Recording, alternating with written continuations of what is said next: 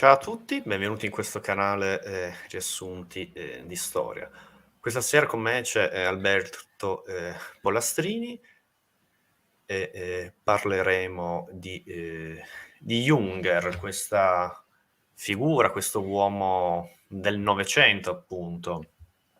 Cercheremo appunto con l'aiuto di Alberto, un accanito lettore di Jung, di tutte le sue opere, che come ha detto lui precedentemente, a seconda della sua vita l'ha ripreso.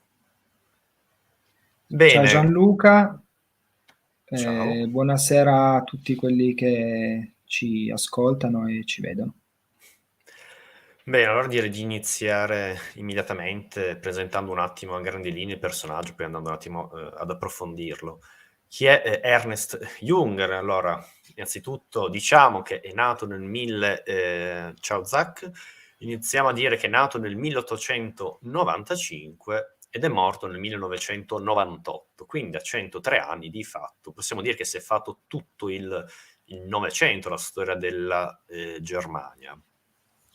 Perché parlare di lui? Beh, principalmente ho letto due sue opere. La prima, come dire, Diari nelle tempeste d'acciaio, una sua opera scritta poi negli anni '20, che si rifà alla sua esperienza, a mio avviso questo è veramente interessante, Diari di guerra del 14 al 18, perché appunto si è fatta tutta l'esperienza della prima guerra mondiale, ha iniziato come soldato semplice, poi è diventato sottufficiale, è diventato ufficiale, tutte le sue esperienze in prima linea, ma non solo questo si trova nei suoi diari, fa un'esperienza della vita in trincea, ci riporta, poi parleremo del suo stile, ci riporta la vita in trincea, dà anche dei consigli pratici che appunto quando arriva un colpo si sente dal suono la traiettoria, se sta cadendo nella direzione, che traiettoria può arrivare una pallottola, la direzione.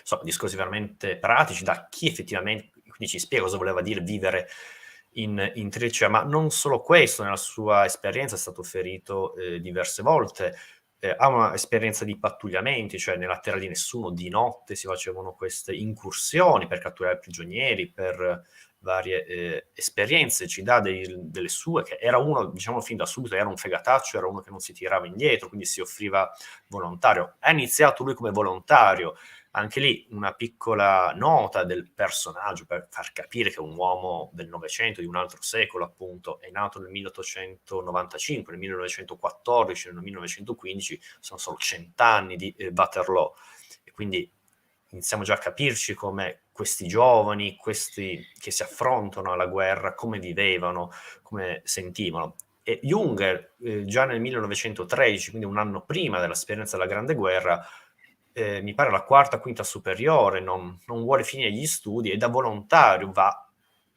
si arruola nella legione, nella legione straniera francese. Poi il padre lo andrà a riprendere tramite i suoi magheggi, ma per dire il personaggio, questo è il personaggio, infatti nel suo saggio, nel suo romanzo Ludi africani parla di questa esperienza che è sempre stato affascinato da, poi parleremo della guerra, della vita militare, se vogliamo, non tanto della guerra. Lui si ritrova appunto nella prima guerra mondiale, nella grande guerra, come volontario, fa l'esperienza da soldato semplice in trincea, poi abbiamo detto attraverso i suoi ferimenti, anche esperienze, se vogliamo, di pattugliamento, e quindi ci dà anche un'altra facciata, quindi non solo la vita del soldato in prima linea, ma anche cosa vuol dire appunto le comunicazioni, questa guerra che è appunto moderna, ma un po' sì, un po' no, c'è il telegrafo, ma deve ancora funzionare, quindi hanno bisogno di segnalare gli spostamenti.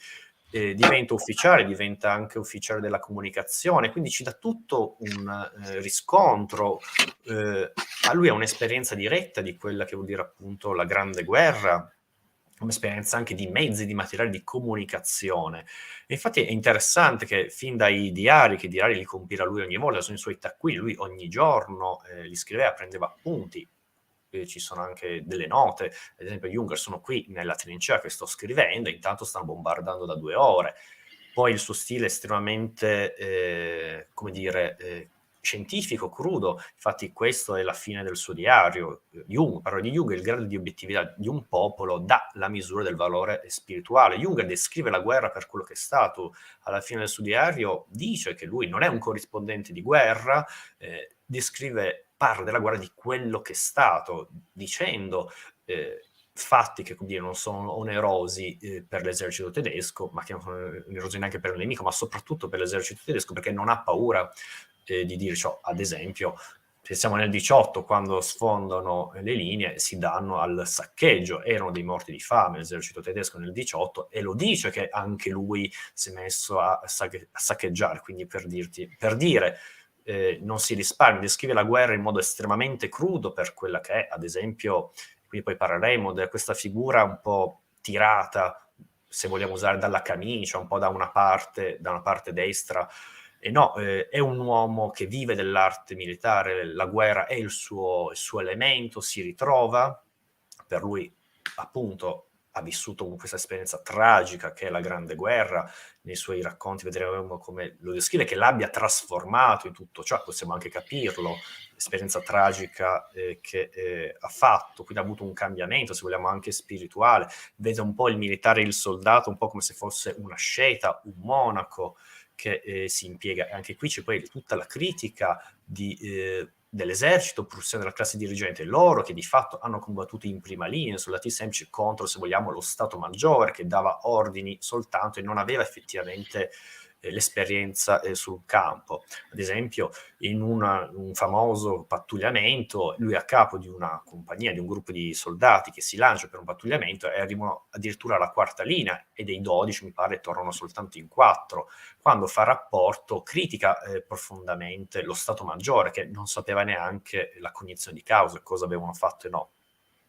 Quindi c'è questo aspetto, ma appunto non bisogna fare l'errore di considerare Junger come, se vogliamo, un fanatico del nazionalismo, del militarismo. Ad esempio, mi pare soltanto una volta nei suoi diari di guerra descrive il compleanno dell'imperatore e descrive testualmente: oggi è stato il compleanno del capo, abbiamo fatto un brindisi, abbiamo cantato un inno.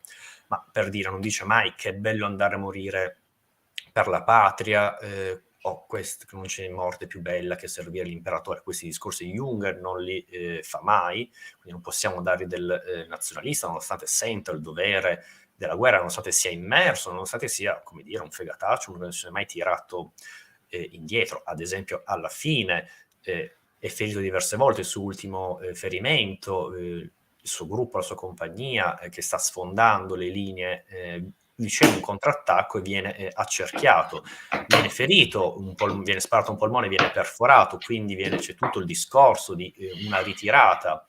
Junger, ferito, che sta morendo, lui pensa che sta per morire, dà l'ordine ai suoi soldati di continuare a sparare rasoterra sopra le trincee. E questo perché? Perché se uno dei compagni tedeschi si fosse arreso, l'avrebbero sparato alle spalle. Quindi non c'è molta differenza, se uno si arrende vuol dire che è passato per il nemico. Quindi sì, c'è anche questo aspetto, però bisogna capire il contesto. Comunque non è mai un folle militarista, anzi soprattutto nei suoi diari ci sono che scrive giornalmente, ci sono dei pensieri che possiamo definire tranquillamente pacifisti.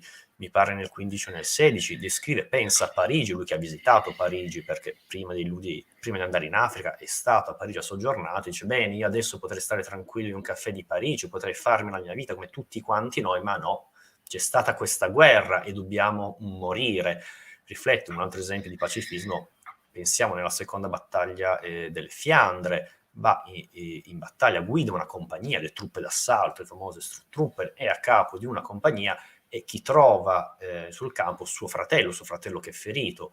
È una scena molto commovente, tutti quanti si commuovono, scoppiano tutti da piangere, e ordina a 2 dei suoi sottoposti, i suoi soldati, di portarlo in infermeria. Quindi c'è molto anche il lato umano, ecco, non è un Rambo che è votato alla patria, alla causa nazionale.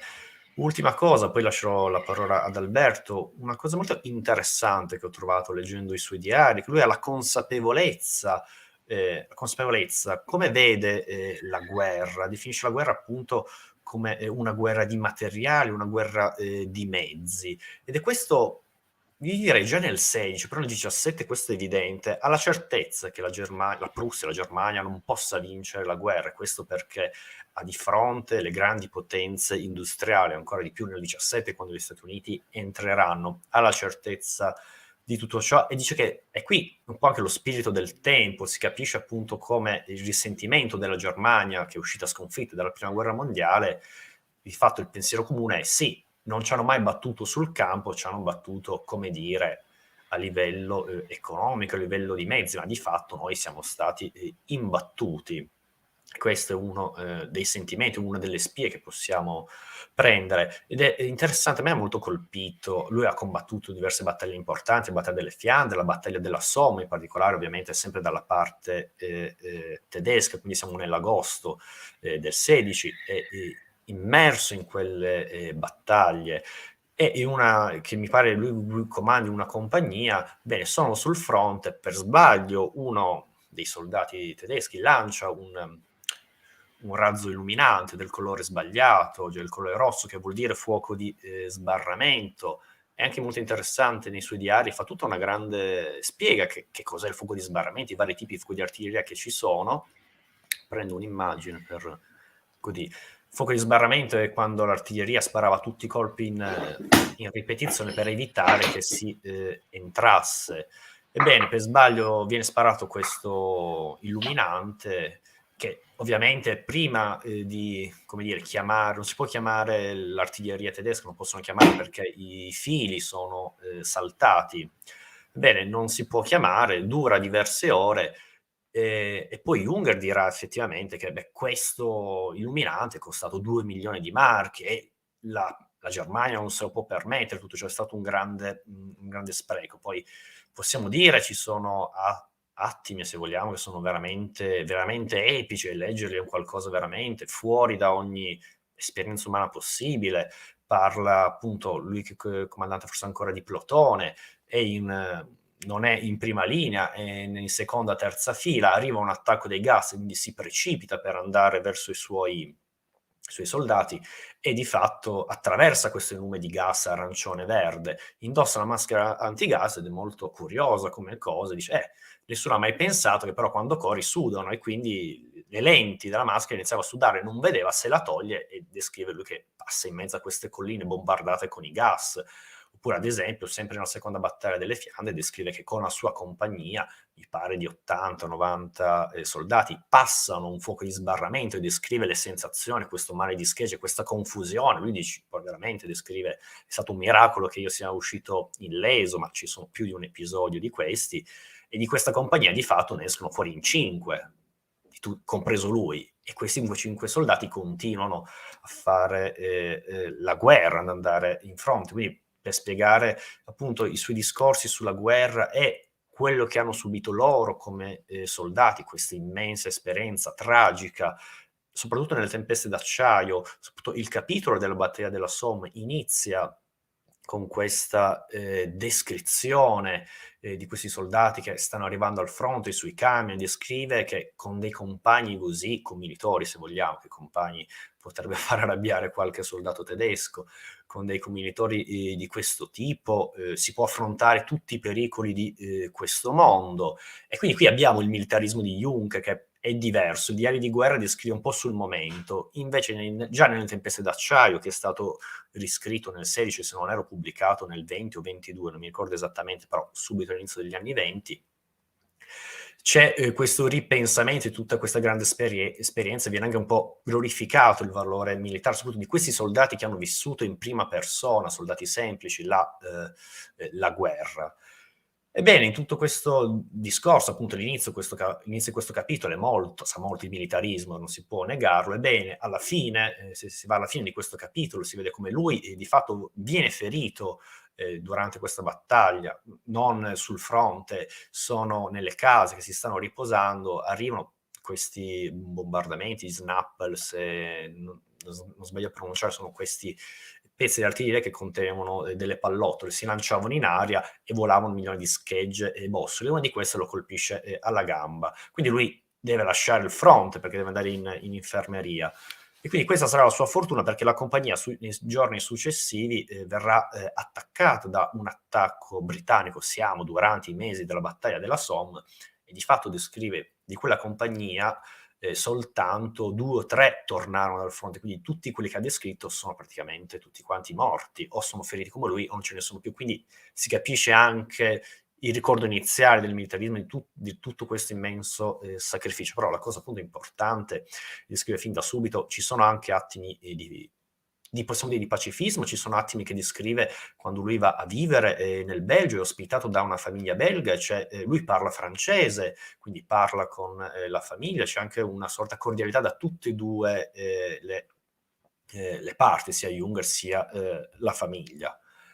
E ci sono attimi di questo, soprattutto il nemico non viene mai descritto in modo con toni razzisti, questo sicuramente. C'è un'immagine che lui vede dei caduti, mi pare uno Zulu, se non erro, o non mi ricordo il termine esatto, un soldato francese di colore che faceva parte delle truppe d'élite, ma descrive il valore di questi soldati, non descrive mai per dire io sono alto, biondo, occhi azzurri, questi non valgono niente, è normale che siano lì. No, non si lascia mai di questo tipo.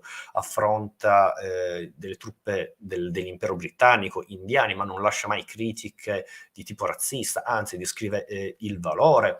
Anzi, possiamo dire che Junger ha, se vogliamo, uno spirito come dire, omerico. Ecco, la guerra per lui, un po' come la Grecia, è un evento sportivo, un evento agonistico. Sopravvive il migliore che sa, quindi come dire, come lui può morire anche gli altri possono morire. Descrive anche, mi pare, un cecchino inglese molto bravo che gli dava molto filo da torcere, un'immagine che veramente ci fa capire anche il personaggio, come viveva. E in trincea, in prima linea, vede che dalle terze linee, seconda linea, un soldato inglese, non si sa per quale motivo, va tranquillo, cammina e sopra le trincee. Lui cosa fa? Prende il fucile, lo mira bene, spara un colpo, cade a terra, si alza ancora, gli spara un altro e poi non si alza più, e lo descrive in modo estremamente oggettivo, estremamente scientifico. Quindi questo sì ci fa capire il personaggio non è un pacifista assolutamente, oppure siamo nella primavera del 18, quando l'ultima grande offensiva tedesca provano a sfondare in tutti i modi. C'è questa immagine, sfondano questa trincea, i soldati inglesi scappano, però il problema è che la via di uscita è semplicemente un anello a ferro di cavallo, quindi questi tornano di nuovo nell'imbocco della trincea dove c'erano i tedeschi, e descrive senza mezzi termini che gli hanno sparato senza pensarci, li hanno fatti fuori tutti. Lui lo descrive in modo estremamente scientifico e freddo. Quindi, per dire, questa è la grande complessità del personaggio. E su questo, casomai, lascerei un attimo la parola ad Alberto, che avevamo parlato un po', tra virgolette, appunto, la differenza fra Junger e Remarque. Sì, grazie. Mi ricollego alla tua esaustiva introduzione. Sì, effettivamente in questi giorni, così tenendoci in contatto, abbiamo discusso molto sulla figura di Junger, una figura complessa, senza dubbio, un uomo che è morto ultracentenario, che quindi in qualche maniera ha avuto il modo di essere anche poco coerente in alcune fasi della sua vita. Un personaggio, un intellettuale che solamente se affrontato con superficialità, ecco, può essere etichettato in maniera precisa e sicura. Se invece appunto ci si addentra nelle varie sfaccettature del suo pensiero, della sua opera letteraria, ecco, si scopre veramente un panorama multiforme, secondo me, veramente molto colorato. Come dicevi tu, davvero uomo del Novecento. E così nelle nostre riflessioni personali avevamo accostato i due autori, no? Erich Maria Remarque e Junger. A dire la verità, ci eravamo così un po' allargati alla letteratura della guerra, a tutte le espressioni comunque artistiche, letterarie che la prima guerra mondiale ha fatto fiorire. E questa secondo me è una particolarità della prima guerra della prima guerra mondiale rispetto alla seconda guerra mondiale. un fiorire di racconti, di romanzi, anche la poesia trova riscontro, trova degli autori importanti nei vari partecipanti della Prima Guerra Mondiale, da un fronte e dall'altro. Così la nostra riflessione si era più limitata ovviamente ai due scrittori principali della letteratura tedesca, che è evidente abbiano dei punti di contatto, nel senso che entrambi hanno servito nell'esercito tedesco, nell'esercito imperiale. Per quanto riguarda Junger, mi sembra che tu sia stato piuttosto esaustivo, diciamo, sulla sua carriera. Remarque, come Junger, combatté nelle Fiandre, ad esempio. Come Junger venne ferito, anche lui venne decorato, non tanto quanto Junger. Ricordo che Junger riuscì addirittura a così essere insignito di questa decorazione, la più alta decorazione dell'esercito prussiano, la Pour le Mérite, conosciuta anche come Blue Max, che era una decorazione che risaliva ai tempi di Federico II il Grande, e che era quindi una decorazione proprio imperiale dell'esercito prussiano imperiale. Remarque è stato sicuramente meno decorato, diciamo, è stato meno attivo forse sul fronte, ecco, meno spericolato, e non ha guadagnato questa alta decorazione, ha comunque guadagnato la Croce di Ferro. Ma quello che ci interessa, diciamo, che è la produzione letteraria dei due. Proprio in questi giorni è stato annunciato l'uscita del film, di un nuovo film, di un nuovo adattamento del romanzo Niente di nuovo sul fronte occidentale di Remarque. Il romanzo, che uscì nel 1928, fa parte, diciamo, di una ideale trilogia di romanzi, appunto Niente di nuovo sul fronte occidentale, La via del ritorno del 1931 e I Tre Camerati del 1936, in cui Remarque in qualche maniera ripercorre la spirale discendente della Germania attraverso la Prima Guerra Mondiale, quindi Niente di nuovo sul fronte occidentale, poi la sconfitta, quindi La via del ritorno, che tra l'altro è un romanzo forse meno conosciuto dell'autore, ma assolutamente da leggere, da recuperare, dove appunto si delinea, si tratteggia il momento in cui le truppe tedesche dal fronte, sostanzialmente invitte ancora in territorio straniero, ancora nelle trincee scavate nel nord della Francia o nel Belgio, a seguito dell'armistizio sono costrette a ritirarsi. E quindi, diciamo, in qualche maniera la tragedia di questi soldati che si ritrovano in una situazione quasi d'abbandono da parte di tutti. E poi i Tre Camerati, che descrive la situazione di questi reduci, la situazione in cui si trovano catapultati i reduci nel convulso momento, diciamo, dello sviluppo della Repubblica di Weimar. Ora, questa trilogia, a differenza degli scritti di Junger, sono tutte e tre sono incentrate sulla assurdità della guerra e sono state accolte dalla critica e dal pubblico come una denuncia alla guerra, all'inutilità, all'assurdità della guerra, soprattutto Niente di nuovo sul fronte occidentale, che non voglio fare spoiler per chi non ha letto questo romanzo, consiglio ovviamente la lettura di questo romanzo, ha un finale tragico. Tutti i protagonisti hanno sostanzialmente un finale peggiore possibile, e un vero e proprio manifesto della denuncia di queste generazioni di giovani che erano stati in qualche maniera convinti con l'inganno, con la propaganda, a partecipare a una guerra per la difesa della cultura, verso appunto le classi dirigenti, verso le fasce di popolazioni più anziane, verso le generazioni più anziane della Germania, che avevano propagato questa questa propaganda, queste idee, e avevano spinto decine di migliaia di giovanissimi a farsi macellare sui vari fronti, dal fronte occidentale in questo caso al fronte orientale, comunque nei vari territori, nei vari teatri di guerra. Questo causò ovviamente dei problemi a Remarque, perché a differenza di Junger, le sue opere, ad esempio, vennero messe all'indice con l'affermarsi del nazismo in Germania, e vennero pubblicamente bruciate, come successe anche per altre opere, per altri autori. Remarque stesso fu obbligato a espatriare, quindi a trovare scampo in Svizzera. Il pensiero di Junger, come Gianluca prima ha bene delineato, è sostanzialmente diverso.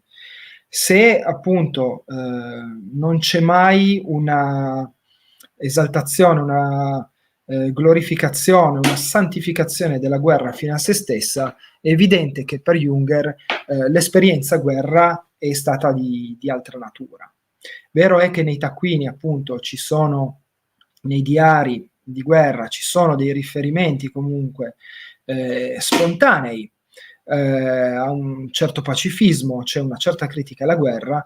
Nelle opere poi successive, quindi in qualche maniera riviste, ripensate, ricorrette, tratte proprio da questi diari. Noi abbiamo citato in particolar maniera Nelle tempeste d'acciaio, ma potremmo anche ricordare Il tenente Sturm, oppure Il boschetto 125, oppure Fuoco e sangue, che è un'altra delle mie opere, tra quelle che io preferisco, che racconta, si colloca temporalmente nell'ultima fase della guerra, appunto questa grande offensiva della primavera del 18, che ricordava prima Gianluca, l'ultima offensiva che l'esercito tedesco mette in campo, diciamo, con la forza della disperazione, esaurendo le ultime energie, e che però non sortirà comunque gli effetti sperati, anzi molto probabilmente questa grande offensiva, la battaglia dell'imperatore, che poi è una serie di offensive consecutive, farà in modo di accelerare la fine della Germania, perché in qualche maniera la candela si brucerà dai due estremi, ecco, verrà raschiato il barile per mettere in campo un'offensiva di tale importanza. Ecco, in tutte queste opere che Junger ci consegna, la guerra ha un volto differente rispetto alla guerra che ci racconta Remarque, o meglio, la guerra è sempre la stessa. Junger la descrive con, come diceva giustamente Gianluca, con una crudezza quasi scientifica.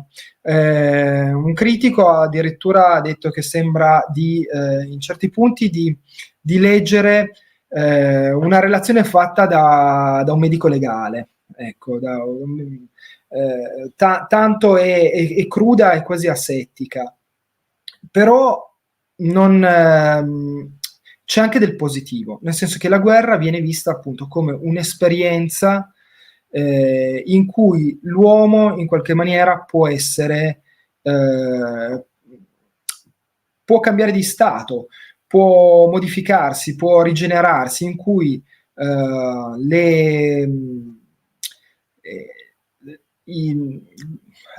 mi viene il termine, cioè tutto quello che riguarda la sfera dell'uomo, quindi i suoi sensi, le sue capacità si affinano nel migliore delle maniere. Catartico, e quindi, un'evoluzione. Sostanzialmente sì, e quindi il prodotto che ne deriva è un uomo nuovo, un uomo che ha delle caratteristiche quasi sovrumane. Questo poi, secondo me, si vede meglio in alcune opere, in alcuni testi che poi, cioè, sono più incentrati sul pensiero, diciamo, potremmo definirle più filosofiche. Secondo me il trait d'union tra questi romanzi e questi racconti, perché ad esempio Il tenente Sturm o Boschetto 125 sono più dei racconti lunghi o dei romanzi brevi, ecco. non tutte le opere di Junger sulla guerra hanno una consistenza uguale, ecco, alcune sono più, a livello proprio di contenuto, sono più agili.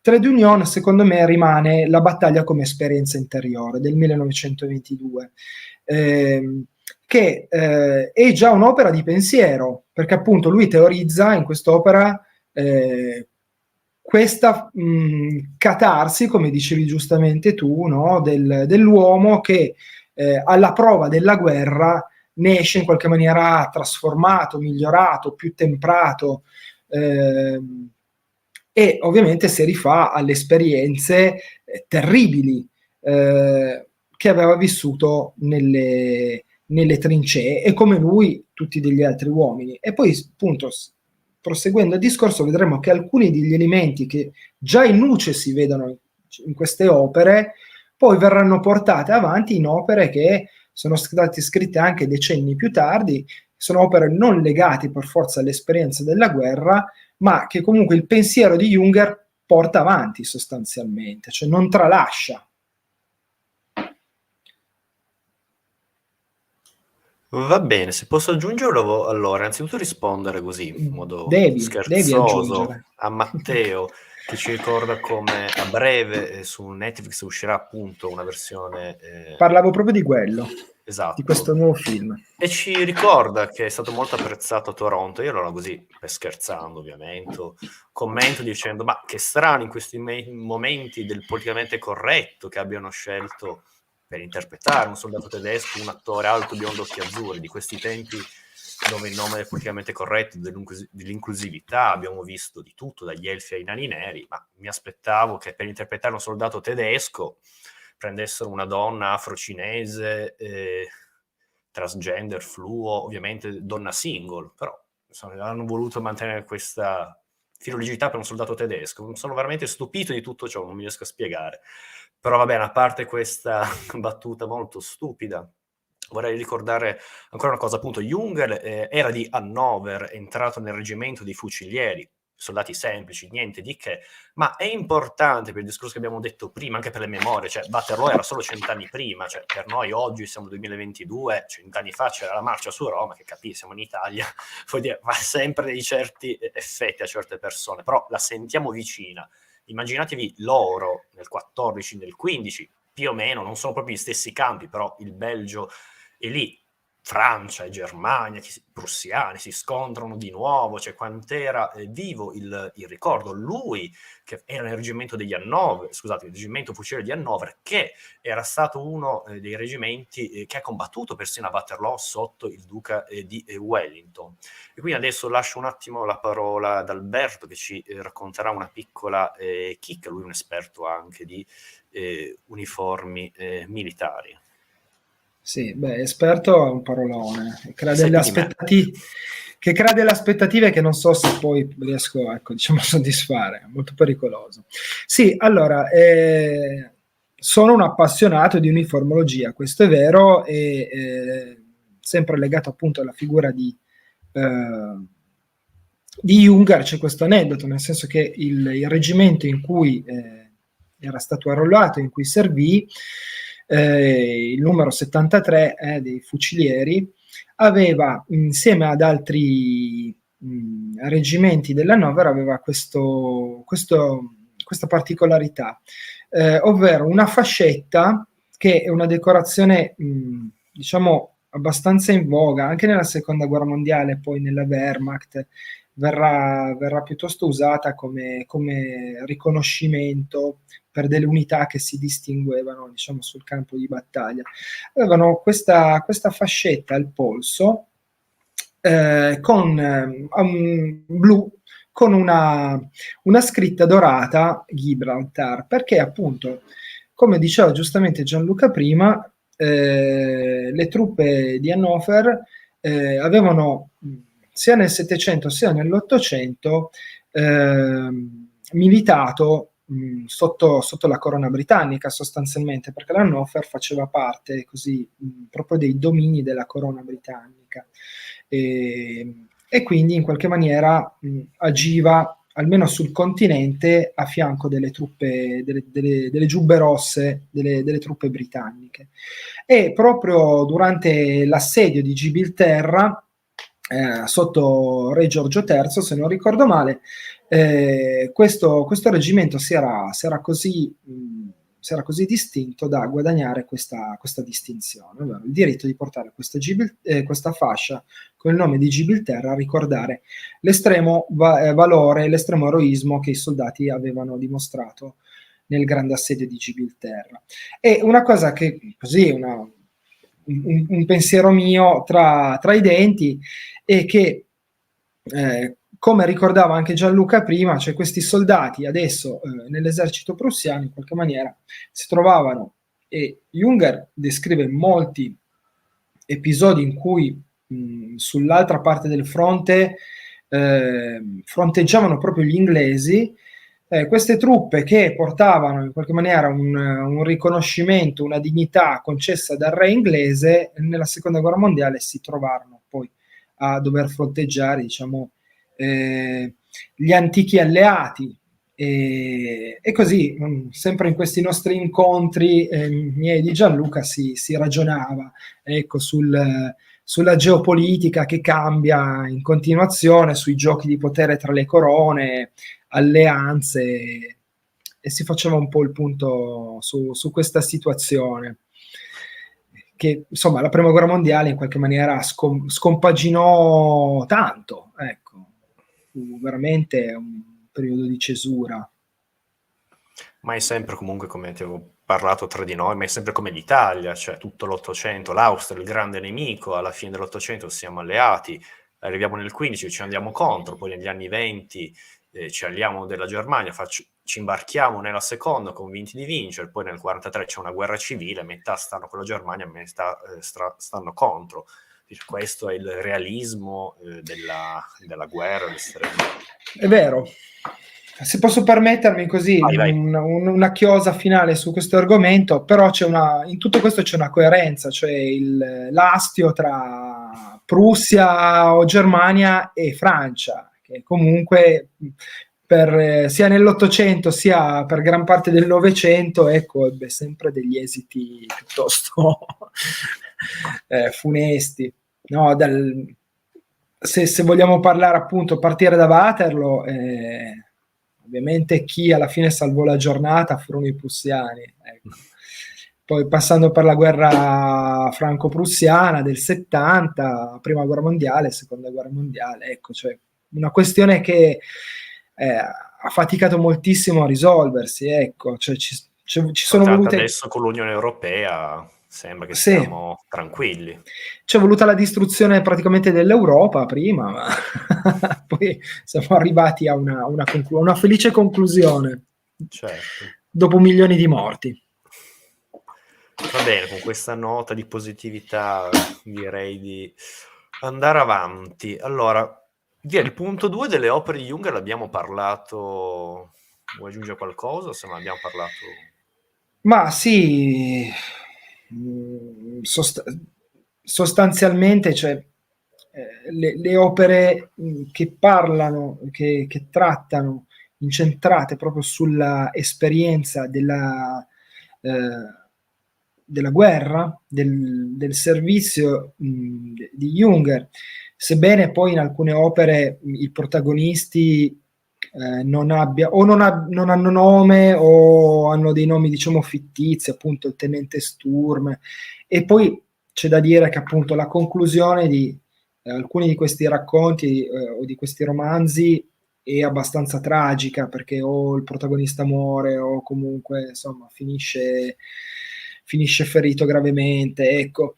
Quindi sono autobiografici fino ad un certo punto, ecco. Poi ci sono, come si diceva prima, ci sono stati dei rimaneggiamenti, dei ripensamenti, però in soldoni descrivono degli episodi, dei periodi del servizio di Junger nelle trincee, sul fronte occidentale. Lui è rimasto sempre sul fronte occidentale, come dicevi tu, hai parlato appunto di alcuni teatri in cui ha combattuto, nelle Fiandre, in Piccardia, nell'Artois, alcune battaglie, insomma, l'offensiva di primavera del 18, Verdun, insomma, ha vissuto tutta l'esperienza e diciamo attraverso questi scritti in maniera più o meno approfondita si riesce a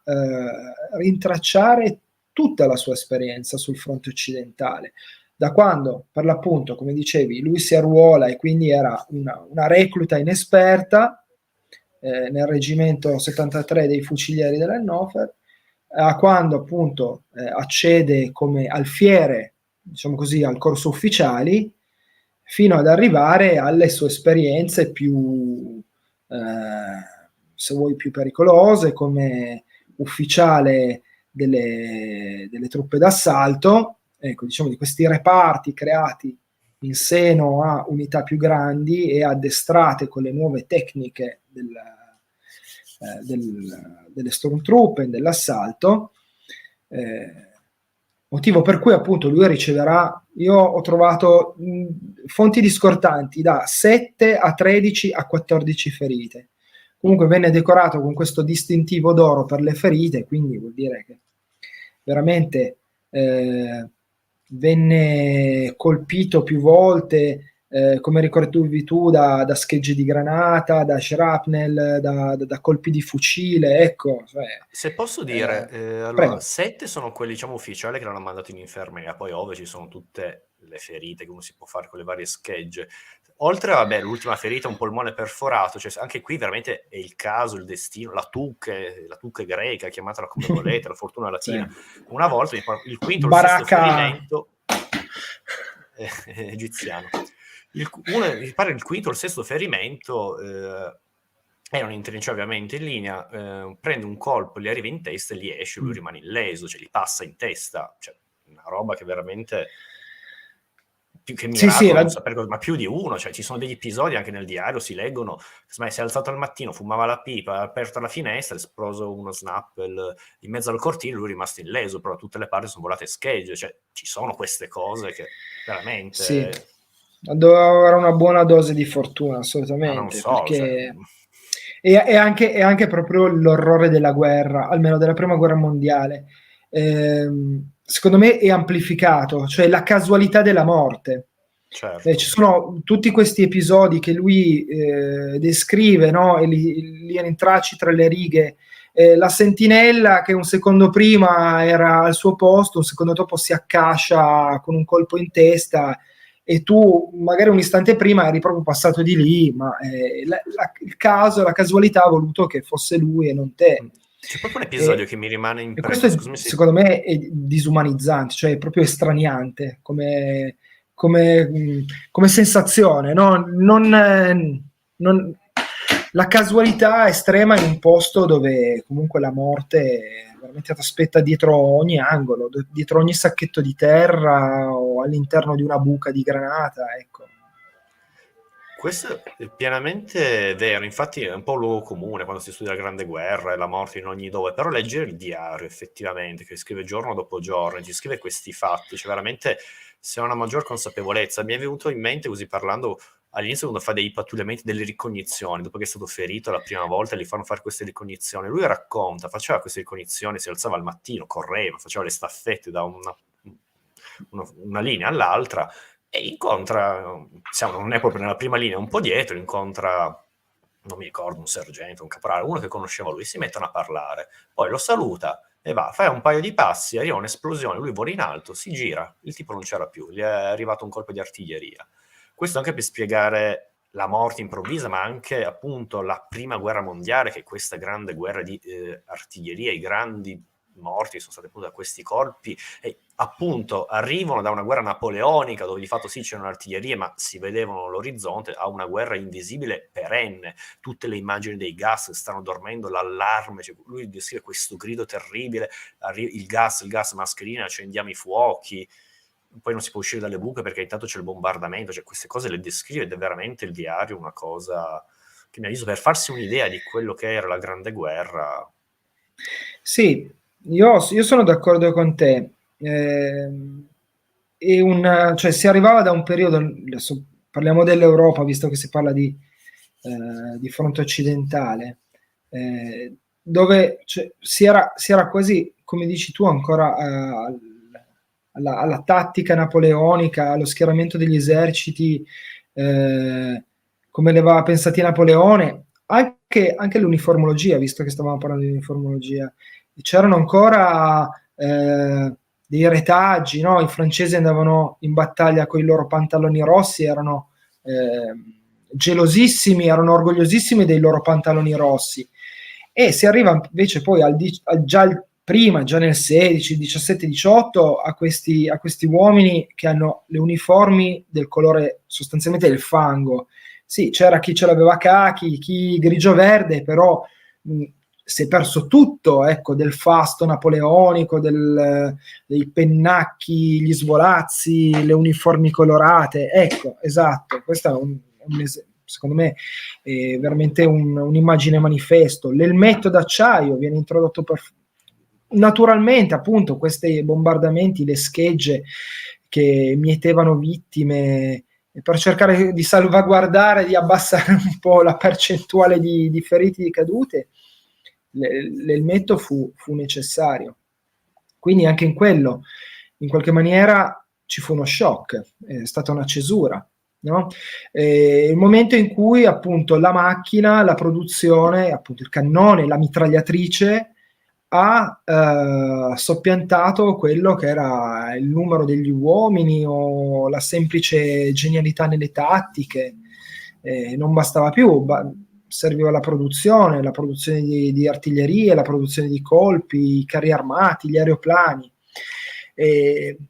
Per noi del 2022, certo, che possiamo seguire più o meno l'evoluzione anche della tecnologia militare, ormai questi strumenti di guerra hanno perso un po' del loro appeal, ma 100 anni fa era la prima volta che cioè, si vedevano numeri tali, si vedevano tecnologie tali, un uso così massiccio di cose che erano praticamente sperimentali, perlomeno all'aeroplano, al tank. Quindi anche questo deve aver sicuramente accresciuto l'orrore nelle trincee, no? Che poi è quello che Junger descrive e quello che a parere mio, che ripeto, io non sono un lettore accanito da lunga data, non sono un esperto, ma io credo che sia stato uno shock anche per Junger. Cioè, se non proprio non si può proprio trarre questa conclusione dai suoi scritti, io penso che almeno dai diari un po' dello shock provato lo si possa vincere, ecco. Sicuramente, questo è una cosa che l'ha segnato, una cosa che mi ha colpito anche nel commento del diari della Leg, che poi è uscito Sì. nel 18-19, il commentario, cioè quello che ha scritto il commento, fa un'analisi che a mio avviso ci casca anche, cioè a mio avviso, ci credo in quello che dice, che anche il diario l'abbia aiutato una sorta di, come dire, uno strumento psicologico per far uscire dalla testa tutti questi traumi, quindi scriverli su carta e vederli un po' in un modo, come nel suo stile, un modo un po' oggettivo, estraniarsi, un po' farlo psicologo di se stesso e tira fuori questi Certo. mostri dalla testa. Ci può stare come idea, che poi miracoloso come appunto lui non prenda ferite, ok, nonostante che ne abbia prese almeno 7 gravi, comunque non esca fuori di testa come un matto dopo le esperienze tragiche che ha vissuto. A parte questo, volevo chiudere questo discorso, solo parlato di aeroplani, ancora per dare un attimo un'ennesima caratterizzazione del personaggio, se vogliamo, dell'eroe omerico. Lui fin da sempre, da quando arriva all'aeroplano, fa sempre domande per entrare nell'aviazione, perché vede in questo scontro appunto il fascino, questa roba, questo scontro fra eroe, Achille contro Ettore. Ci proverà sempre, ma verrà sempre rifiutata la sua proposta. Una cosa ancora abbiamo detto che è anche interessante di Junger, militare, anche lì, che se non erro, Giardine Strade parla della sua esperienza nella seconda guerra mondiale, nel 38-42, che però la maggior parte del tempo sta a Parigi nei bei salotti. Questo Sì. è l'altro Junger. Sì, esatto, sì, questo serve un po' anche a inquadrare il personaggio. Esatto. Eh, Se vuoi parliamo adesso della filosofia di Jung, quindi il Jung intellettuale che sta nei salotti. Adesso abbiamo visto Jung in sì, trincea, eroico, sì, nell'Iliade. Jung invece sì, da sì. salotto. Sicuramente il periodo che lui passa a Parigi nello Stato Maggiore a far poco il soldato e appunto molto, come dici tu, dell'intellettuale può darci lo spunto per spendere qualche parola sul pensiero di Junger, che io ammetto è una tematica molto complessa, cioè come insomma nella mia premessa personale non è un pensiero lineare, è un pensiero che insomma, si è modificato, si è evoluto nel corso degli anni, anche di fronte ai cambiamenti che l'Europa stessa ha visto. Quindi se in qualche maniera partiamo da questo, tra virgolette, araldo della guerra come esperienza catartica, come esperienza di rigenerazione per l'uomo, poi si arriva a degli esiti invece poi nel secondo guerra anche inaspettati tutto sommato. Ecco, per quello che ripeto è difficile dare un'etichetta a Junger e collocarlo, incasellarlo in una categoria ben precisa, cioè è anche troppo facile secondo me, va un pochettino più scoperto. Una delle opere sicuramente più importanti, diciamo, che si può mettere nel suo carnet di opere, chiamiamole filosofiche, è sicuramente l'operaio, Der Arbeiter. Tradotto l'operaio, più correttamente sarebbe il lavoratore. E quest'opera è in qualche maniera figlia, cioè la figura dell'operaio in qualche maniera è figlia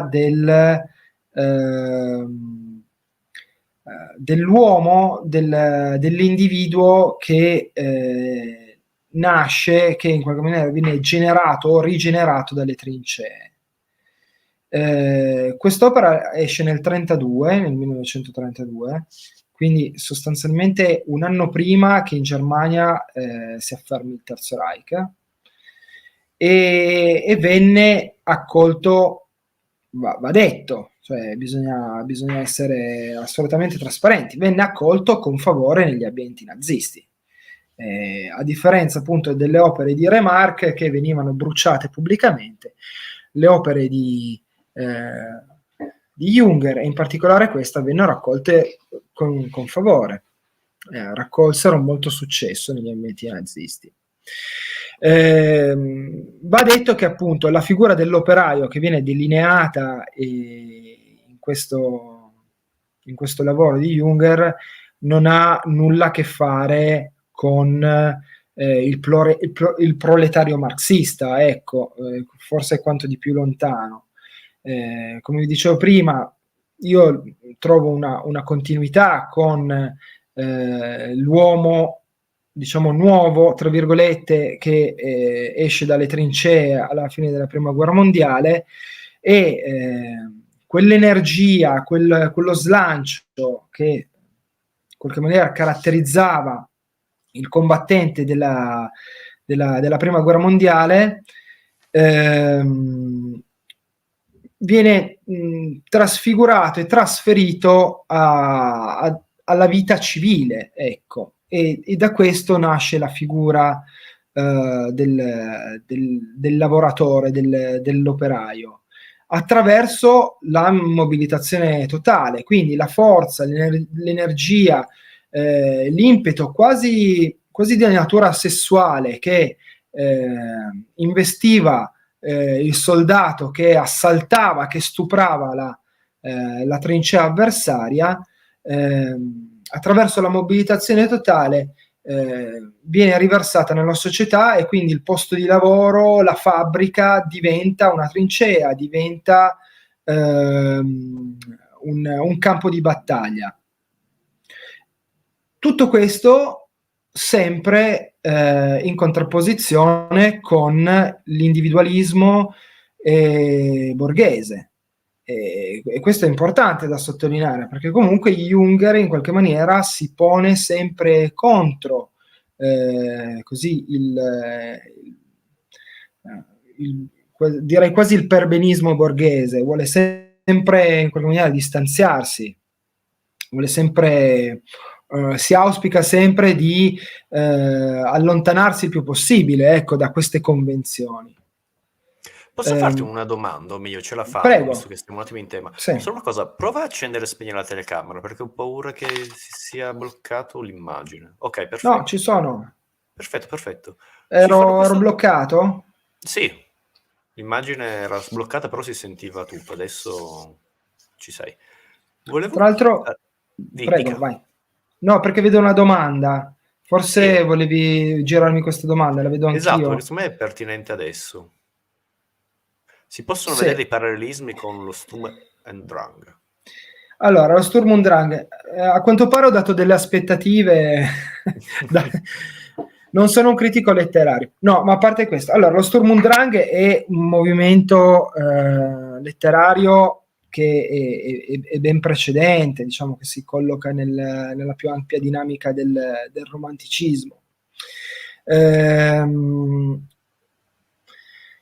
A dire la verità, forse al di là del fil rouge che per quanto riguardava appunto lo Sturm und Drang si può ricollegare al nazionalismo della Germania, cioè del sentimento di la volontà, la spinta a riunificare la Germania da tutte quelle realtà statuali più piccole e ovviamente comunque un sentimento che è naturale in Junger di amore verso la Germania in quanto la sua patria. Ecco, io cioè, al di fuori di quello non saprei tracciare dei paralleli così evidenti, proprio perché entrambe sostanzialmente sono figlie di due periodi storici, cioè lo Sturm und Drang e diciamo la produzione di Junger sono figli di due periodi storici completamente diversi per la Germania. Quindi, cioè, Adesso casomai Junger scusami, vedremo un attimo in seguito come appunto Junger sia un figlio del Novecento, quindi forse volontà di potenza e tutto ovviamente fa pensare a Nietzsche, però ovviamente Nietzsche sì, sempre con sì, le sì. pinze, anche perché appunto già anche il nazismo ha preso Nietzsche, poi non si è capito che cosa gli sia piaciuto o meno, però appunto magari pensiamo a Nietzsche, poi appunto pensiamo a quell'esperienza che veramente della società di massa che arriva all'inizio del Novecento, anche il suffragio universale, siamo nella Repubblica di Weimar, poi la Grande Guerra è un'esperienza di massa, la prima volta la leva, c'è tutta Sì. quanta una fascia che va, perché appunto la prima leva è stata del 1793, quella giacobina, ma di fatto un terzo della popolazione andava.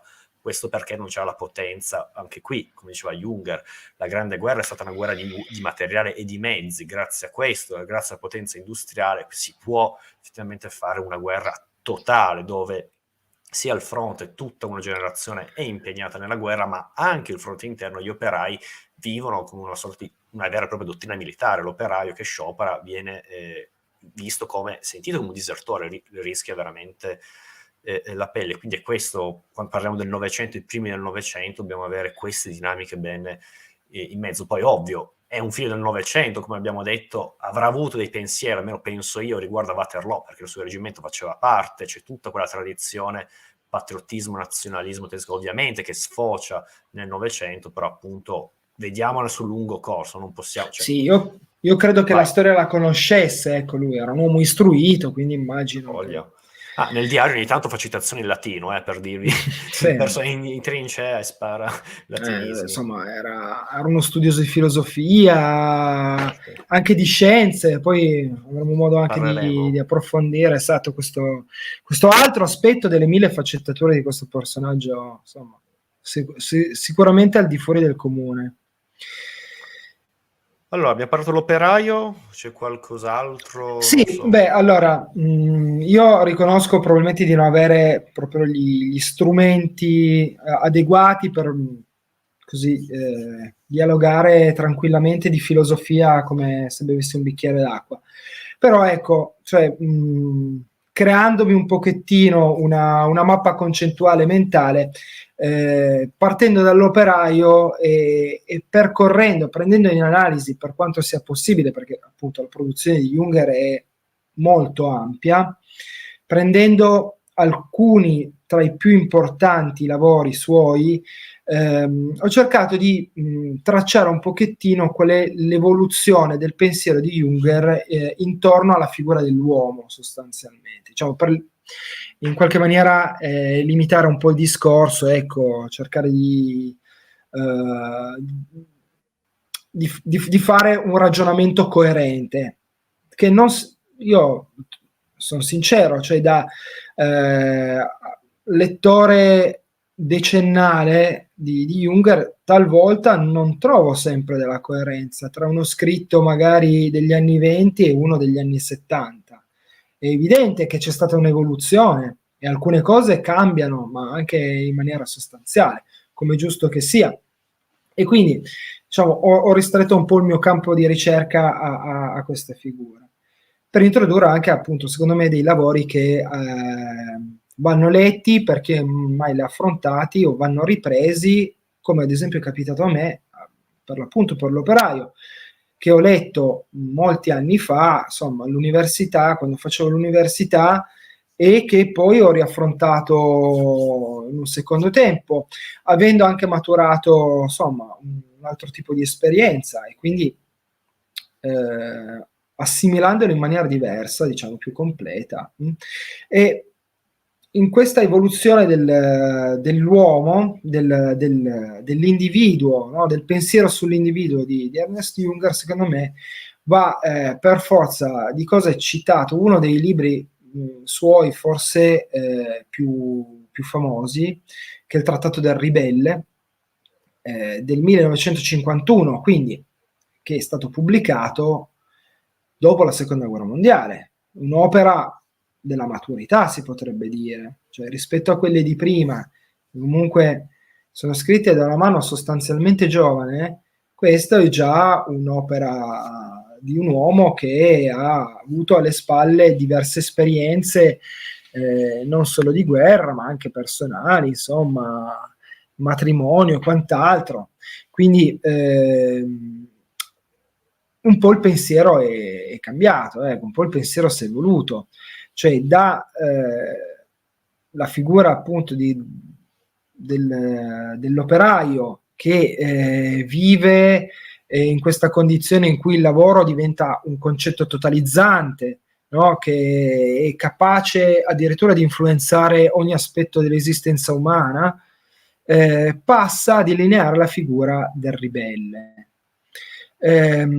Forse questa consapevolezza nasce in Junger anche alla luce dei fatti che stavano avvenendo in Europa in quel momento, perché appunto viene pubblicato nel 1951, in periodo di guerra fredda, in periodo in cui i totalitarismi, soprattutto diciamo di stampo comunista, chiedo scusa, e in particolar modo nella Germania Est stavano avendo un notevole successo, insomma si stavano affermando con notevole successo, quindi forse era spaventato da questa realtà, era turbato da questa realtà.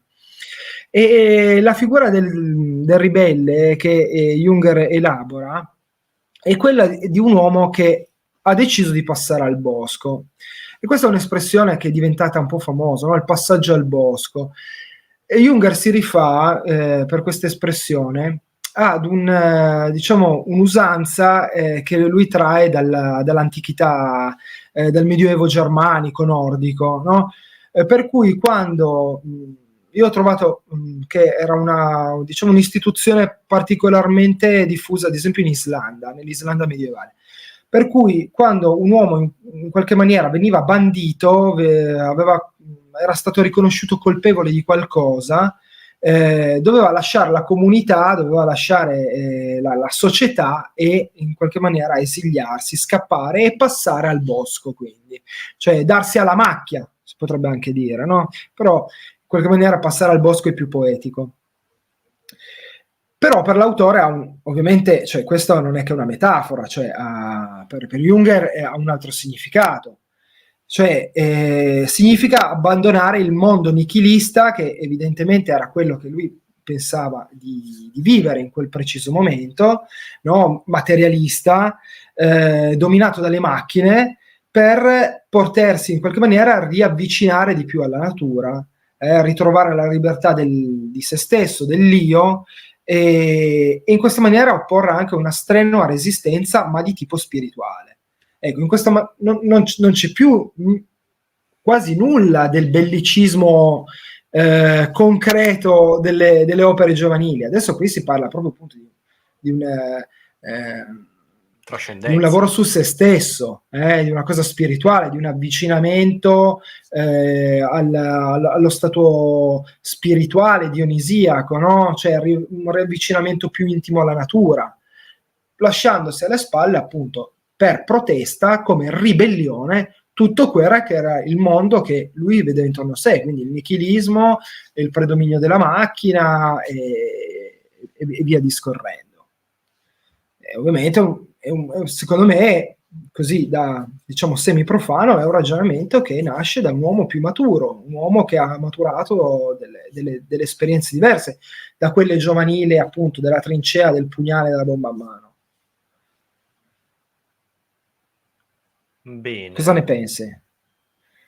Io su questo mi taccio perché francamente la mia conoscenza di Junger si basa sul diario e sulla tempesta, poi appunto una figura estremamente complessa che andremo avanti ancora con altri esempi e altri dettagli di questo immenso uomo, veramente c'è, senza offesa, alcuni tratti alla fine fanno anche un po' sorridere perché, vabbè, Sì. lo dico, poi lo vedremo meglio, cioè da una parte abbiamo il super soldato della Grande Guerra che si offre volontario per pattugliamenti, dall'altra parte abbiamo un hippie degli anni 60, poi arriveremo perché dico questa affermazione, per dirvi, anche lì, piccolo premessa, c'è un filo conduttore, le droghe, che sono il tema, la piega sociale della seconda metà del Novecento in poi, nascono dalla Prima Guerra Mondiale, se non erro, l'eroina l'ha inventata l'esercito tedesco per combattere gli effetti negativi di un'altra guerra sintetica, di un'altra droga sintetica che non mi ricordo. Stesso Jung già durante la Grande Guerra fa esperienze di questo, li farà ancora per gli anni 20 e poi, quindi per dire appunto come appunto la Prima Guerra Mondiale sia l'inizio della storia contemporanea più vicina a noi, che ancora oggi appunto abbiamo questo problema della droga e tutto, ebbene nasce dalla Grande Guerra, però per dirvi Junger è stato anche questo, è stato per questo un uomo completamente del Novecento, ma questo ne parliamo alla fine un po' per, come dire, darci un attimo di leggerezza, tra virgolette. Sdrammatizzare, sì, parlando di stupefacenti cerchiamo di anche noi vaporizzarci così, ma adesso casomai noi appunto, visto che abbiamo parlato della filosofia, parliamo del lato più Sì, vorrei ancora aggiungere un'ultima vai. cosa, se Allora mi permetti, vai. perché Certo. avevo individuato ancora una terza opera, diciamo, per chiudere un po' il cerchio dell'evoluzione del pensiero. Diciamo, il mio cerchio molto riduttivo, me ne accorgo e chiedo scusa, insomma, molto risicato, dell'evoluzione del pensiero di Junger diciamo sull'individuo, sull'uomo e sul suo ruolo. Perché secondo me va in qualche maniera vanno spese almeno due parole su un romanzo che pubblicò nel 1977, che è Umesville, che è un romanzo, non voglio dire di fantascienza, comunque un romanzo post-apocalittico sostanzialmente, dove viene delineata la figura dell'anarca, cioè dal ribelle in qualche maniera si passa a delineare la figura dell'anarca, un po' l'evoluzione, se vuoi, cioè il passaggio successivo nel pensiero di Junger, cioè è sostanzialmente un individuo che acquista l'assoluta sovranità su se stesso, che ha un rifiuto sostanziale del potere, che ricerca però una legge naturale o cosmica, sempre ritorna a questa tematica, cioè comunque sempre un avvicinamento a questa sfera cosmica e naturale, forse dovuta anche al fatto che una delle grandi passioni di Jung era appunto la natura, anche a livello proprio scientifico, anche di questo magari ne parleremo dopo in maniera più approfondita. Questo poi si riverbera ovviamente in una forma di padronanza quasi eroica, quasi adamantina di se stessi. Questo però, cioè, si potrebbe dire che va a sfociare quasi in una tarassia, cioè in uno scollamento dalle passioni, dall'interesse per ciò che ci circonda, cioè quasi di tipo appunto stoico degli antichi filosofi. Questo ovviamente, questo tratto, questa figura dell'anarca si cala poi in questo romanzo che, come dicevo prima, è un romanzo post-apocalittico che si cala in un mondo dove comunque le superpotenze sono crollate, è ambientato forse in Marocco, quindi è abbastanza onirico, ecco, tutto sommato. Non è uno delle opere forse più conosciute, però anche questa secondo me per tracciare quello che è l'evoluzione del pensiero di Junger al suo interesse, ecco, va anche questa affrontata. Ci fanno Ti ho una domanda che interrotto. non saprei rispondere, francamente. Si potrebbe dire che si tratta di un individuo prometeico. Ma l'anarca o Junger? O forse entrambi? Forse le cose... forse la cosa potrebbe applicarsi ad entrambe. Io penso che Matteo si riferisca appunto alla figura di Prometeo come colui che sfida gli dei per calpire il fuoco, no? In qualche maniera rompere un tabù che gli dei gli hanno dato e Dona la avvicinarsi. tecnica, la tecnea agli uomini, che li differenzia dagli esseri umani. Sì, Quindi forse, non lo so, da questo punto di vista sembra il sì. contrario, uno che rifiuta la tecnica. Ma no, allora, Vai. il discorso della tecnica salta, cioè è ben affrontata nell'operaio. Perché allora la tecnica, se diciamo asservita alla borghesia in qualche maniera, cioè alla produzione, all'arricchimento, allora è una cosa che è vista come assolutamente negativa di Jung. Però è uno dei fondamenti invece dell'operaio, diciamo la sua trasformazione in questa figura superumana è proprio la conoscenza della tecnica. Cioè la tecnica che in qualche maniera gli dà quell'upgrade che lo rende tale, che lo rende una figura da seguire, ecco, una figura di interesse. Quindi diciamo che inquadrando l'operaio, sì, si potrebbe dire che è una figura prometeica. In questo modo qua. Ovviamente si intrecciano, come dicevi giustamente anche tu, influenze ad esempio di Nietzsche, non solo. Negli anni ha avuto una fitta corrispondenza e collaborazione con molti filosofi, molti pensatori, Heidegger ad esempio, uno tra i tanti, Carl Schmitt, quindi Personaggino di poco conto, cioè che personaggi di amici, poco conto amici cattivi.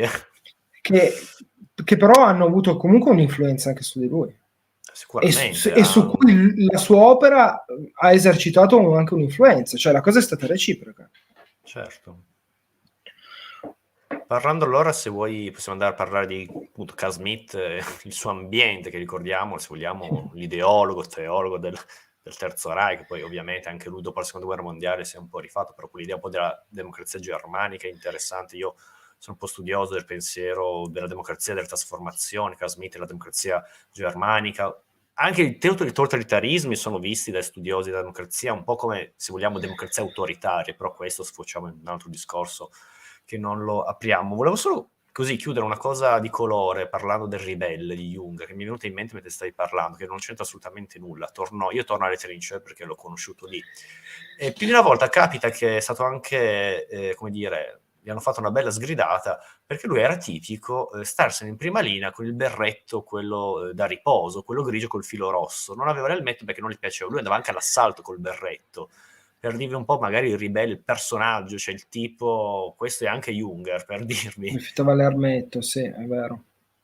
Bene, allora, chiusa questa piccola parentesi, vediamo un attimo l'anima effettivamente nera con Carl Smith e non solo, appunto avevamo parlato un attimo di Evola, parlando tutti di pensatori ovviamente, che scrivono con la destra in quel senso lì, e come dire, tirano un po' dalle loro fila questo uomo che di fatto non nasconde il suo, come dire, fascino della guerra, il suo essere un uomo della guerra, l'arte della guerra, comunque non è, diciamo ancora una volta, un matto furioso che dice che è bello, facciamo la guerra perché mi sento una divinità, ecco, non è assolutamente questo Jung, ma comunque si ritrova in quell'elemento. Sì, se si dovesse appunto parlare del rapporto di Junger partendo dal nazismo, che vabbè, è forse la cosa più evidente, essendo lui tedesco, essendo vissuto in quegli anni, anche in questo caso non si può tracciare un bilancio univoco. Ecco, anche in questo caso bisogna parlare di contraddizioni in qualche maniera, perché se da un certo punto di vista, almeno agli inizi diciamo della crescita del nazismo, degli ambienti nazisti in Germania, Junger può aver, che poi appunto agli inizi si parla di tutta questa costellazione di movimenti che in qualche maniera andavano poi a confluire nel nazismo, ma c'erano ad esempio anche gli Stahlhelm, insomma c'erano diverse anime. Ecco, in questo caso è innegabile dire sì, questi ad esempio sono dei Freikorps, che anche questi in qualche maniera vengono poi tirati per la giacchetta in questa situazione molto magmatica che era la Repubblica di Weimar. Ecco. Non possiamo nasconderci che molto probabilmente Junger ha avuto delle simpatie e si è allineato o perlomeno trovava dei punti di contatto, perlomeno per quanto riguardava le idee un po' più conservatrici. Ecco, quindi c'erano molto Se ti probabilmente... interrompo, se non erro, Vai. lui all'inizio degli anni 20 la Repubblica di Weimar fa parte dei Freikorps, cioè, se non erro. Sì, Milita... allora il discorso dei Freikorps è una cosa molto complessa, nel senso che alcuni Freikorps vanno a far parte proprio del Reichswehr, cioè dell'esercito, ex esercito prussiano, no? Questi 100.000 uomini che il Trattato di Versailles aveva diciamo, concesso alla Germania sconfitta. Quindi io ad esempio in alcune fonti ho trovato che lui continua a servire nell'esercito anche dopo la prima guerra mondiale, quindi anche in questo caso c'è un po' di luci e ombre, cioè faceva parte di un Freikorps che poi naturalmente è stato convogliato diciamo nelle truppe regolari, o faceva parte delle truppe regolari che però comunque combattevano insieme ai Freikorps nel diciamo schiacciare le varie, i vari sollevamenti spartacicisti piuttosto che comunisti nelle varie regioni della Germania. Ecco, non ti so dire non ti so dare una risposta univoca in questo senso, però cioè lui comunque stava dalla parte, diciamo, del governo e della reazione, ecco. Questo è indubbio. Quindi sotto quale bandiera di preciso, anche in questo caso ho trovato delle notizie un po' discordanti. Però sì, possiamo dire che facesse parte dei Freikorps o comunque simpatizzasse. simpatizzasse assolutamente. Attivo, diciamo, in quell'ambiente lì. Perché comunque, per chi non lo sapesse, i Freikorps erano per la maggior parte costituiti da questi ex combattenti che tornando dalle trincee, trovando una situazione disastrosa in Germania, in qualche maniera mettevano a servizio della comunità quello che avevano imparato in lunghi anni di trincea, appunto sedando questi tentativi di sollevamento di forze rivoluzionarie, diciamo, di sinistra, così per dirla in maniera molto generica. E ovviamente imbevuti della propaganda della pugnalata alle spalle, insomma, erano molto arrabbiati, ecco, cioè pensavano che appunto il fronte interno della Germania li avesse in qualche modo traditi, mentre loro erano in trincea, e vedevano questi moti rivoluzionari dall'altra parte come segno tangibile di questo tradimento, e quindi si prodigavano nel soffocarli nella maniera più sanguinolenta possibile. Ma tornando a Junger, sì, allora sicuramente appunto lui militò in questa galassia, in quella maniera aveva contatti in questa galassia. C'è da dire che però nel momento in cui poi il nazismo in qualche maniera prende il potere, diventa, cioè da fase più rivoluzionaria diventa poi più istituzionale, gli entusiasmi, se mai ce ne sono stati, di Junger si raffreddano totalmente. E diciamo che abbiamo diversi indizi di questo perlomeno disinteresse verso il regime. Innanzitutto si cita spesso un romanzo, Nelle scogliere di marmo, che è proprio del 39, che venne percepito proprio dai quadri nazisti come un attacco vero e proprio al regime, perché appunto, cioè, in questo romanzo di finzione, anche in questo caso si descriveva una situazione politica di fantasia che però molti hanno voluto vedere come critica al governo nazista, insomma, una critica abbastanza evidente. Oltre a questo rimane la famosa annotazione sul diario di Goebbels, ministro appunto del Reich, ministro della propaganda, che conosceva personalmente Junger, i due si conoscevano personalmente.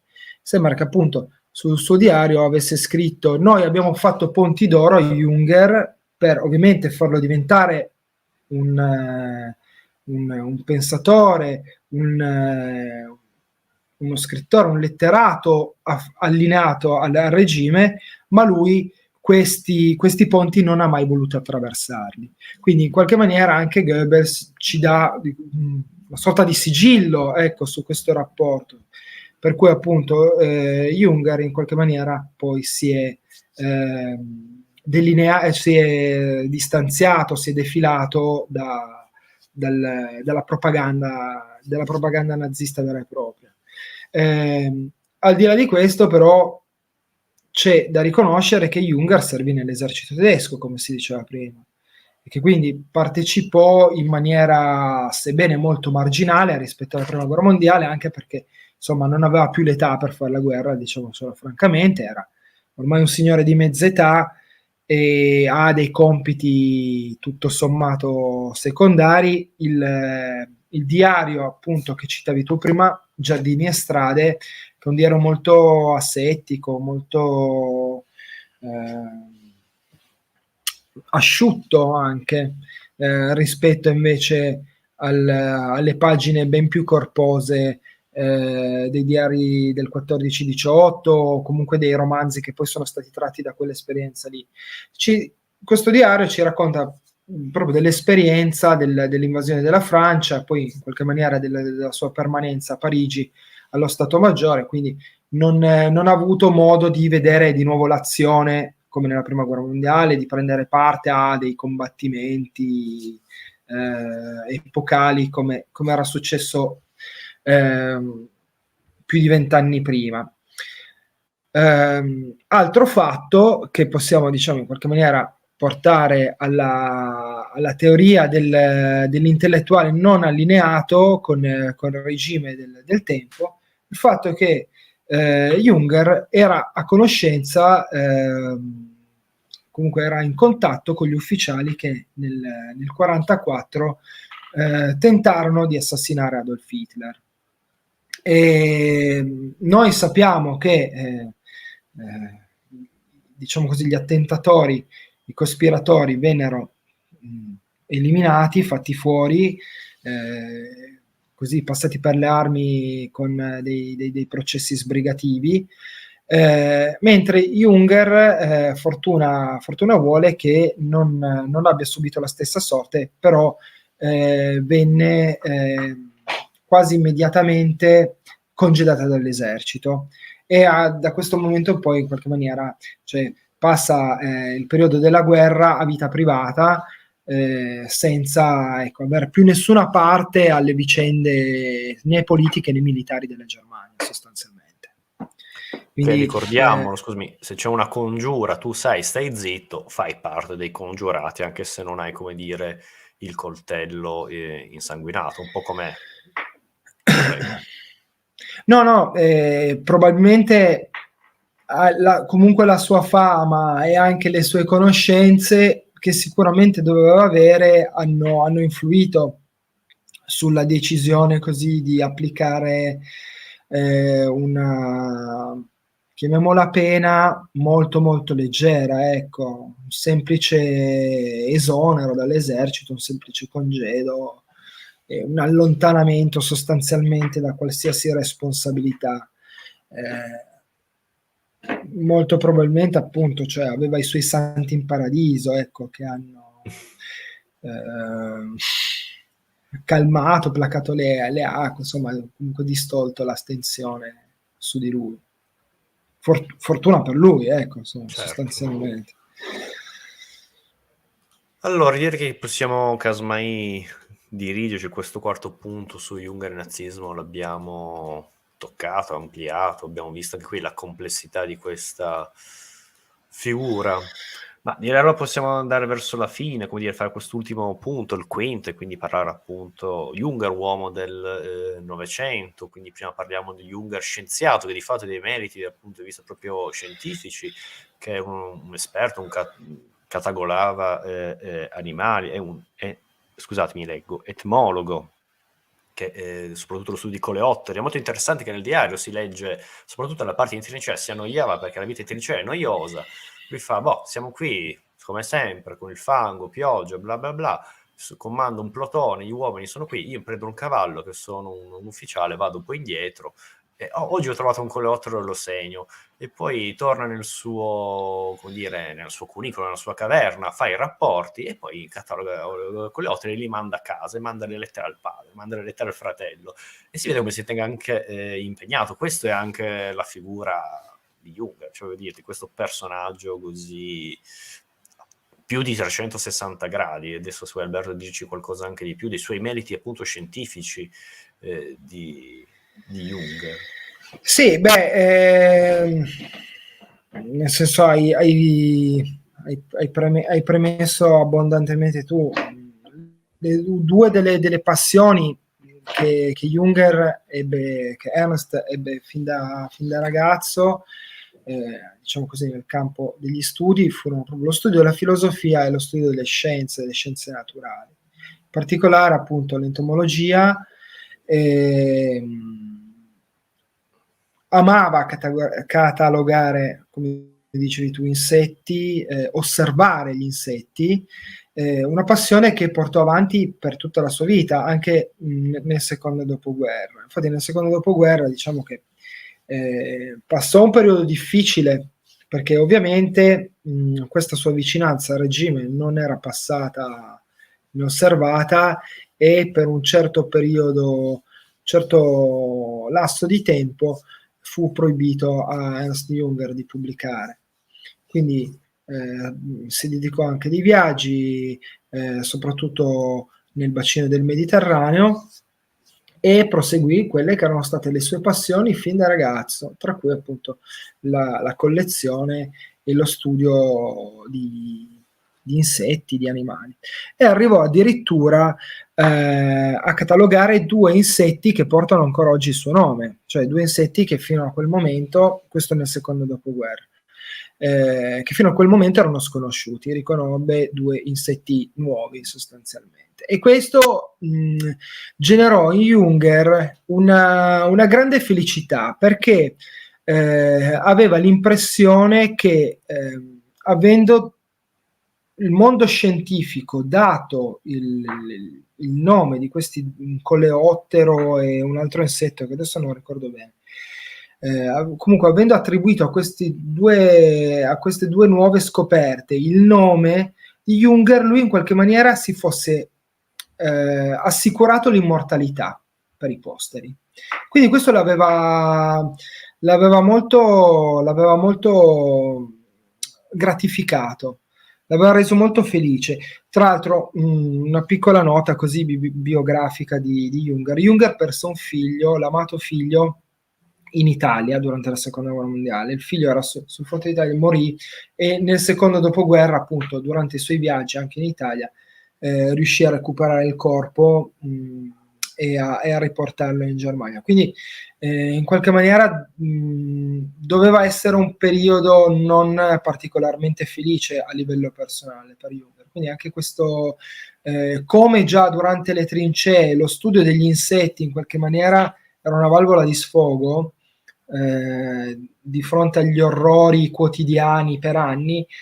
Molto probabilmente il dedicarsi a queste sue passioni giovanili anche in un momento così tragico della sua vita dovette essere un'ancora di salvezza, dovette riservargli comunque dei momenti di, perlomeno di quiete, ecco, mentale.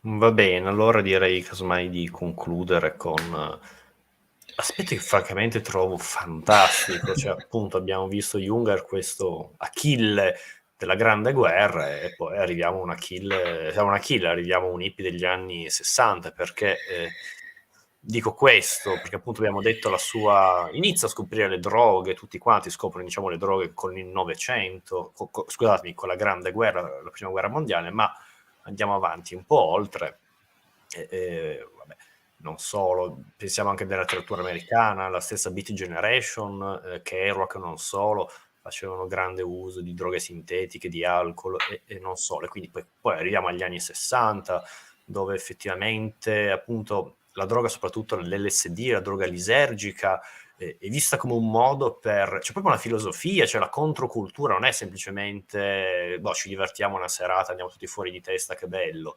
No, proprio l'idea era di trascendere, andare contro il mondo materiale. Negli anni 60 la cultura occidentale arrivano questi innesti della cultura orientale, l'induismo, e non solo. Quindi si pensa veramente che tramite queste droghe lisergiche che sono state fatte in quegli anni si possa trascendere, si possa andare a una consapevolezza maggiore, trascendere le cose. Quindi c'è tutto questo grande mondo quando si parla appunto nella cultura pop negli anni 60, nella metà degli anni 60, nella cultura psicadelica, la troviamo nei libri, nei testi, nei film, nella musica. C'è tutto questo grande discorso, non è semplicemente facciamo serata, sbocciamo, se vogliamo usare un termine di qualche anno fa, per dire. Lascio la parola a te. Sì, uno degli aspetti meno, come dici tu, più inaspettati di Ernst Jünger è questa sua familiarità con le droghe. Una familiarità che deve aver avuto un po' durante tutta la sua vita, sostanzialmente, cioè deve aver fatto, perché a quanto pare ha fatto esperienza con più tipi di droghe, quindi cioè, deve essere stata una cosa che ha radici lontane nella vita di Jünger. C'è un libro che racconta di queste esperienze, si chiama Avvicinamenti, droghe ed ebbrezza, pubblicato nel 1970, in cui appunto sono stati raccolti tutti quanti, diciamo, i suoi pensieri, le sue osservazioni riguardo agli stati di alterazione che tutte le diverse sostanze che evidentemente ha provato in qualche maniera gli provocavano, no? E quindi si parte anche da, tra virgolette, sostanze più di uso comune, come possono essere la caffeina, il tabacco, fino ad arrivare a realtà decisamente più pesanti, come gli allucinogeni, l'anfetamina, l'oppio, la mescalina e via dicendo. Per Junger, appunto, questa era, come dicevi giustamente tu, un'esperienza mistica, cioè l'alterazione della coscienza era un'esperienza mistica, spirituale, no? Che permetteva all'uomo in qualche maniera di indagare, di accedere a quei misteri, a quei labirinti dell'universo. E al tempo stesso comunque era sempre un comportamento antiborghese, che quindi cioè, lo distingueva, lo metteva diciamo a parte rispetto a quella che era la moralità, la prassi borghese. Lo distingueva, era un'esperienza sostanzialmente elitaria. Se vogliamo, scusami se ti interrompo, prego. proprio la sua esperienza, la sua figura è una continua fuga dai canoni borghesi. Pensiamo appunto, lui a 17 anni vuole andare a fare la legione straniera in Francia, Sì. dove anche lì nei Ludi africani racconta, mi dicevi tu, vedi dei soldati che sono stati sul fronte orientale, nel senso dell'Indocina, che hanno avuto avvicinamento all'oppio, e racconta la loro dipendenza così tanto dall'oppio, quindi qui un suo primo incontro tra virgolette con la droga, però questo suo essere continuamente lontano dal mondo borghese, questa sì, io fuga, temo che l'abbia anche provato, perché descrive gli effetti talmente bene, cioè in una maniera quasi commovente, no? Cioè poetica, che è difficile che sia un sentito dire, cioè per sentito dire, certo. Capisci? Io penso che questo, come dicevi giustamente tu, questo veterano della legione straniera ormai assuefatto, l'abbia introdotto un po' questa sostanza. E qui veramente mi viene in mente Platoon, il film, ho questa immagine. Sì, ha assolutamente attinenza come paragone, secondo me. Comunque anche l'uso dell'alcol nelle trincee, molto spesso bevono, tracannano. Cioè, anche loro raccontava anche appunto eccessi che fanno nella prima guerra mondiale, di appunto, come dire, come posso dire in termini politicamente corretti, non so, stanze con diversi uomini, diverse donne, perché appunto vivevano esperienze, la morte era una realtà talmente presente che appunto siamo esseri umani come tutti, dovevano eccedere, dovevano tirar fuori questo stress inimmaginabile, e andava avanti anche così, anche perché adesso eri vivo, magari fra un minuto ti cadeva una mina in testa, quindi si spiega anche perché questo, però appunto questo vissuto di Jung che ha continuato a fare queste esperienze, appunto questa figura che è difficile da incastonare, se da una parte un militarista, uno che si trova bene nella guerra, dall'altra parte è un ribelle contro la società borghese, ma non è sicuramente un comunista, è un continuo andare... Sì, è tutta una serie di cose che poi all'occhio così più analitico dei posteri cozzano anche tra di loro, sembrano assolutamente in contrapposizioni e non coerenti tra di loro. Un bel esempio, se vogliamo, di cancel culture, se volete fare la cancel culture su Jung, vi sfido perché c'è veramente tutto e di più, ovviamente. Sì, qualsiasi cosa può essere passata alla lente e ovviamente depurata. Della vita di Jung praticamente qualunque cosa può. Forse anche per questo che piace, perché è talmente poco corretto politicamente che sta quasi simpatico, no? Cioè, è veramente a me quello che ha un bersaglio sulla schiena, si direbbe, no? Sì, però non ha mai preso sti bersagli, è vissuto fino a 103 anni, che veramente... Ma ne ha presi, cioè ha avuto un sacco di problemi. Ad esempio, quando lui pubblicò questo libro qua, Avvicinamento ai droghe ed ebbrezze, fu indagato dalla polizia, cioè si aprì proprio un procedimento contro di lui, perché comunque, cioè, diciamo che i temi trattati erano abbastanza espliciti e quindi fu attenzionato dalla polizia. Grande, cioè, soldato, un Freikorps filo nazista se vogliamo, militarista, adesso indagato dall'FBI, dico io, ma non è l'FBI, è fantastico. Sì, sì. Così, per concludere, ancora due parole su questa fotografia che secondo Va me bene. è molto carina, perché appunto raffigura un Ernst Jünger ormai maturo, insomma, incanutito, quindi pienamente maturo, in compagnia di insomma, un fisico, pardon, un chimico piuttosto famoso, Albert Hoffmann, un chimico svizzero, che è sostanzialmente il padre dell'LSD. Per ritornare appunto a questa familiarità di Junger con le droghe. E i due intrattennero un lungo rapporto epistolare.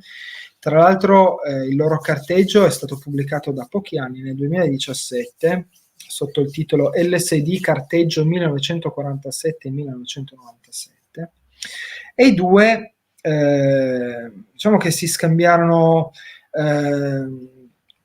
tanto l'uno con l'altro, perché se da una parte diciamo Hoffmann forniva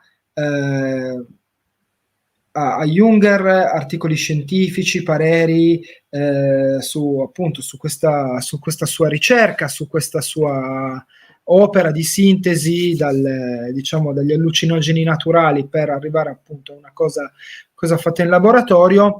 Junger da parte sua rispondeva invece con diciamo dei pareri più filosofici, andava anche alla ricerca in qualche maniera dell'origine dell'uso delle droghe anche nelle società più antiche, diciamo, rispondeva con delle riflessioni che erano più ovviamente vicine alla sua sensibilità così di intellettuale. Si sa che i due provarono l'LSD insieme in qualche maniera e che insomma, cioè, sono anche riportate comunque le loro la loro analisi, in qualche maniera il loro ricordo di questa Ti ricordi esperienza. cosa possono aver visto? Io sono molto curioso. C'è una persona che ha visto gli orrori della Grande Guerra, che comunque l'LSD va a prendere quella parte del cervello dei sogni, per questo che vedi cose Sì. che non stanno nel cielo né in terra. Io mi domando, come dire, c'è il bad trip, quello che in gergo è quando fai un viaggio quello cattivo, che immaginiamo cosa, Sì. che immagini la sua mente possa tirar fuori, che hai visto veramente delle cose nella realtà inimmaginabili. Allora, può essere, è una cosa plausibile, però cioè, rimanendo comunque a quella che è la sua visione dell'assunzione delle droghe, che comunque è sempre una cosa tutto sommato positiva, cioè di accrescimento, comunque spirituale, mistico. Andare nel bosco anche qua. Esatto, sì, un bosco ovviamente onirico, no? Dotato. In qualche maniera, sì, esatto, però è sempre un esplorare degli angoli dell'universo che senza l'assunzione di sostanze sono precluse, diciamo, la sensibilità non modificata. Quello che è interessante però è che anche in questo, in qualche maniera, Junger si poneva, cioè era preoccupato alla diffusione comunque di queste droghe a livello di massa. Cioè lui riteneva che comunque l'assunzione doveva rimanere proprio a livello di rituale, ecco, doveva essere anche in questo caso elitaria, una cosa elitaria, cioè ristretta a pochi che in qualche maniera potevano, detta male, gestirla, ecco.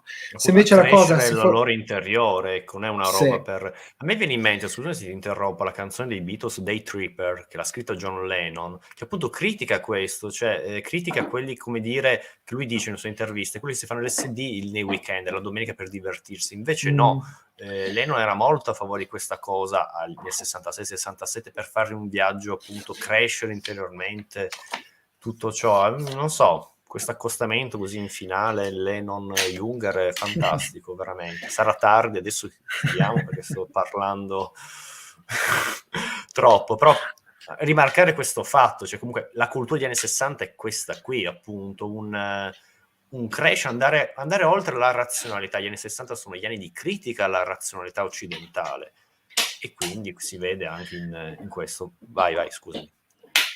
No, io sostanzialmente ho concluso, insomma, quello che volevo raccontare stasera di Junger. Come abbiamo ripetuto più volte, una vita durata 103 anni, che spazia dalla guerra più feroce, che insomma io credo più disumanizzante che l'umanità abbia mai visto, alla catalogazione degli insetti, all'uso di droghe, insomma, sia veramente una cavalcata importante, ecco, fatta così in un paio d'ore. Quindi spero, niente, di aver generato in qualcuno magari la curiosità di avvicinarsi a questi scritti. Sicuramente per l'appassionato di storia militare, in particolare della Prima Guerra Mondiale, gli scritti sulla Prima Guerra Mondiale, sulla sua esperienza, sono assolutamente da recuperare.